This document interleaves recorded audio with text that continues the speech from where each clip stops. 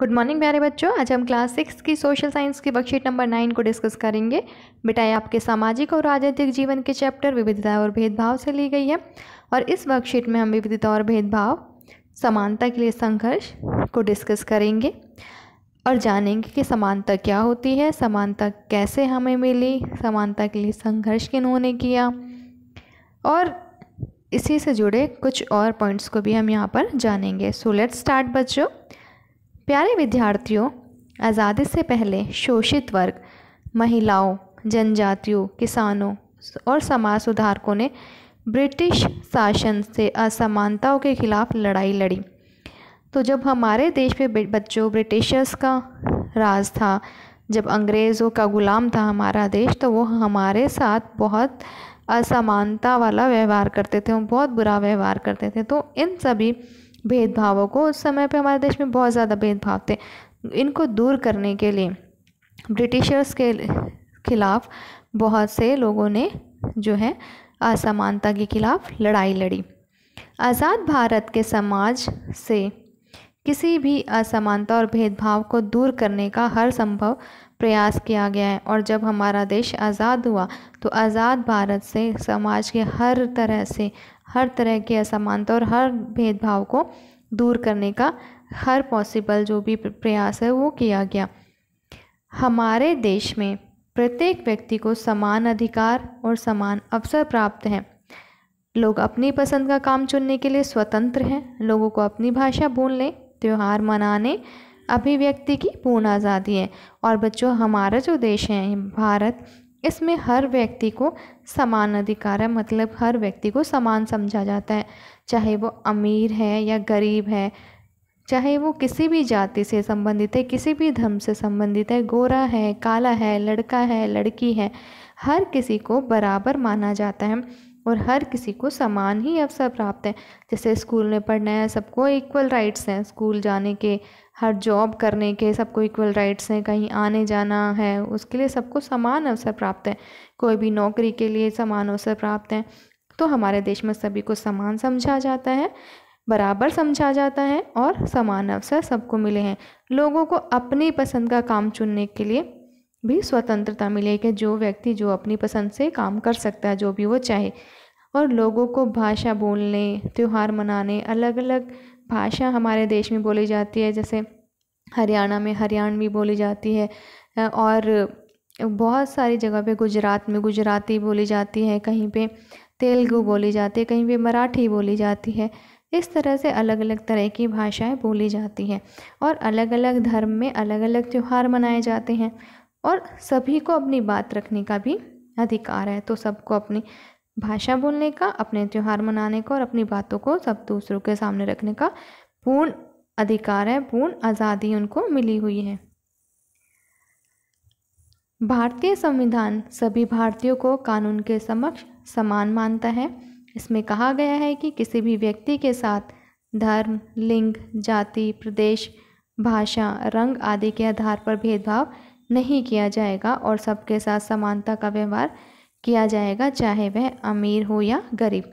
और जो हमारा भारतीय संविधान है उसमें कानून के समक्ष जो कानून है उसमें सबको समान माना गया है, चाहे वो व्यक्ति किसी भी धर्म से संबंधित हो, किसी भी लिंग से यानी कि लड़का हो या लड़की हो, किसी भी जाति से संबंधित है, किसी भी प्रदेश से, जगह से, किसी भी राज्य से संबंधित है, उसकी भाषा चाहे कोई भी हो, चाहे वो गोरा हो या काला हो, सबको बराबर माना जाएगा और चाहे व्यक्ति अमीर है या गरीब, किसी के भी साथ कोई भी भेदभाव नहीं किया जाएगा।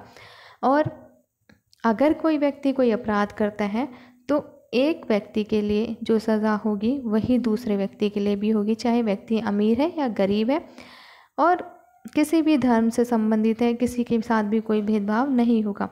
उदाहरण के लिए विद्यालयों के द्वार सभी के लिए खुले हैं तथा सभी वयस्कों को चुनाव के दौरान मतदान करने का समान अधिकार है। अब बच्चों, जैसे स्कूल की बात हम करें तो स्कूल में भी किसी के साथ कोई भेदभाव नहीं होता, हर व्यक्ति, हर बच्चा जो है स्कूल जा सकता है, चाहे वो लड़का है या लड़की है, किसी भी धर्म से संबंधित है, किसी भी जाति से हो, चाहे किसी भी प्रदेश से हो, गोरा हो या काला हो, अमीर है या गरीब है, हर कोई स्कूल जा सकता है, वहाँ पे जाने से आपको कोई नहीं रोक सकता। इसी तरह से चुनाव में भी जो भी वयस्क है, जो भी 18 साल या उससे अधिक उम्र का है, वो हर व्यक्ति वो मतदान यानी कि वोट डाल सकता है। संवैधानिक उपायों के बावजूद भी भारत में असमानता के लक्षण दिखाई देते हैं। असमानता गरीबों को सबसे ज़्यादा प्रभावित करती है।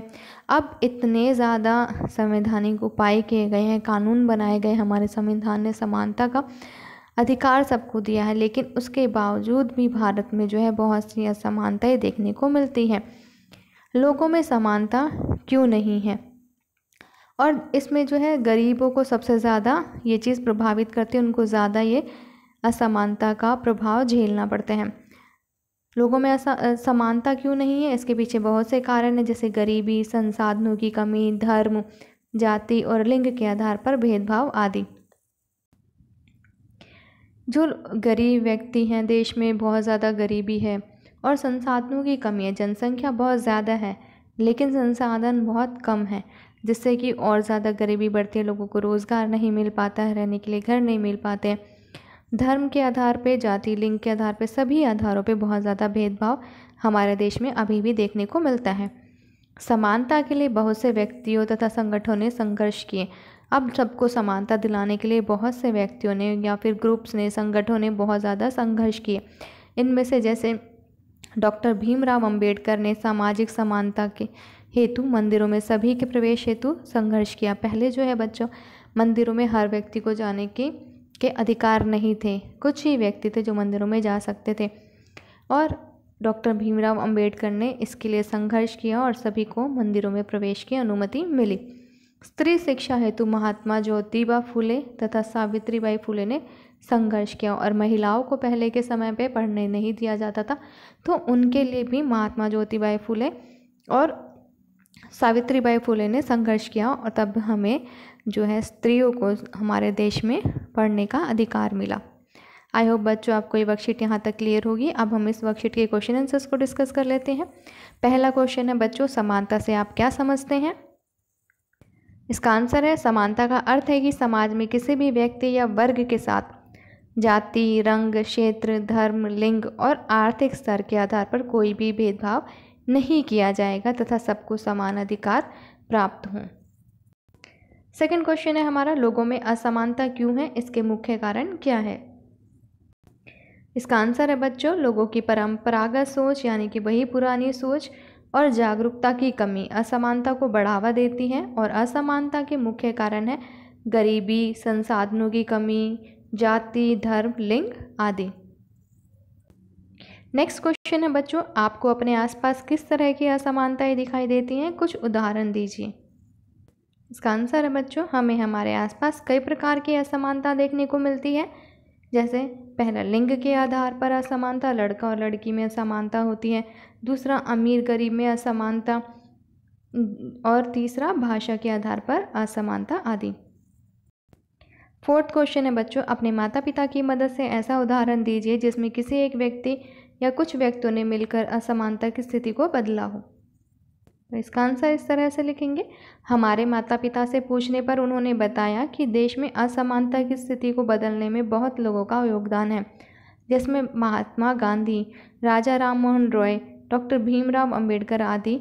इसी तरह उन्होंने बताया कि उनके समय में लड़कियों को पढ़ने और नौकरी करने नहीं दी जाती थी, इसलिए धीरे धीरे लोगों ने अपनी लड़कियों को पढ़ाना और नौकरी कराना शुरू किया, जिससे ये असमानता दूर हुई। तो बच्चों, पहले लड़कियों को पढ़ने नहीं दिया जाता था, नौकरी नहीं करने दी जाती थी, तो लेकिन कुछ लोगों ने धीरे धीरे अपनी लड़कियों को पढ़ाना शुरू किया, नौकरी करानी शुरू की, जिससे दूसरे लोग भी प्रभावित हुए, उनको भी प्रेरणा मिली और उन्होंने भी अपनी लड़कियों को पढ़ाना शुरू किया, नौकरी कराना शुरू किया। अब हमें यहाँ कोविड से संबंधित एक संदेश दिया गया है, 2 गज अथवा 6 फीट की शारीरिक दूरी का पालन करें। तो बच्चों, कोरोना से, कोविड से बचने के लिए हम सभी को 2 गज और 6 फीट की शारीरिक दूरी का आपस में पालन करना है, कि एक दूसरे से हमें इतनी दूरी बनाए रखनी है ताकि हम इस कोविड से बच सकें। आई होप बच्चों आपको ये वर्कशीट समझ में आ गई होगी। अगर कोई वर्कशीट समझ में आई है तो वीडियो को लाइक कीजिए और शेयर कीजिए। बाय बाय बच्चों, हैव अ गुड डे प्यारे बच्चों।